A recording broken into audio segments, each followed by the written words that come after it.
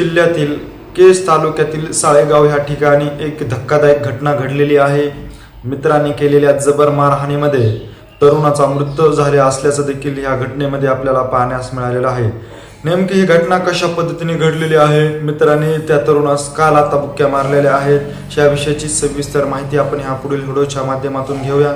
तर नमस्कार मंडळी, बीड जिल्ह्यातील केज तालुक्यातील साळेगाव येथील औषध विक्रेते सतीश मुंडे जे आहेत ते आपल्या मित्राबरोबर धाराशिव जिल्ह्यातील कला केंद्रावर नृत्याचा कार्यक्रम पाहण्यासाठी जात होते। जात असताना साळेगाव येथील बारवर त्यांनी दारू पिल्याचं देखील सांगितलं जात आहे। त्यानंतर धाराशिव जिल्ह्यातील इतर 2 ठिकाणी ते देखील दारू पिऊन कला केंद्र या ठिकाणी कार्यक्रम पाहण्यासाठी गेले होते।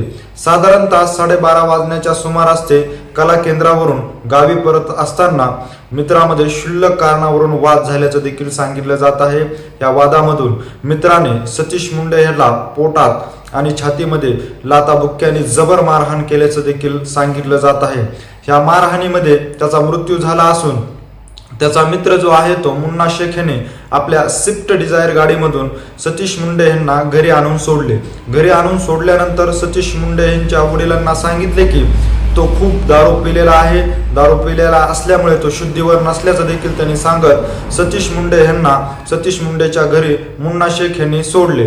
त्यानंतर सतीश मुंडेच्या वडिलांनी सतीश मुंडे यांना घेऊन थेट केज येथील जिल्हा रुग्णालयामध्ये गेले होते। त्यानंतर तेथील काही अधिकाऱ्यांनी त्यांची तपासणी केल्यानंतर सतीश मुंडे यांना अंबाजोगाई या ठिकाणी हलवावे असे आदेश दिले। त्यानंतर अंबाजोगाई येथील स्वामी रामानंद तीर्थ येथील हॉस्पिटलमध्ये त्यांना दाखल करण्यात आल्यानंतर तेथील वरिष्ठ अधिकाऱ्यांनी त्याला मृत घोषित केले। हा जो सर्व घटनाक्रम आहे तो 13 फेब्रुवारी रोजी सायंकाळी आपल्या मित्राबरोबर सतीश मुंडे जो आहे तो धाराशिव जिल्ह्यातील कला केंद्रावर नृत्य कार्यक्रम पाहण्यासाठी जात होता।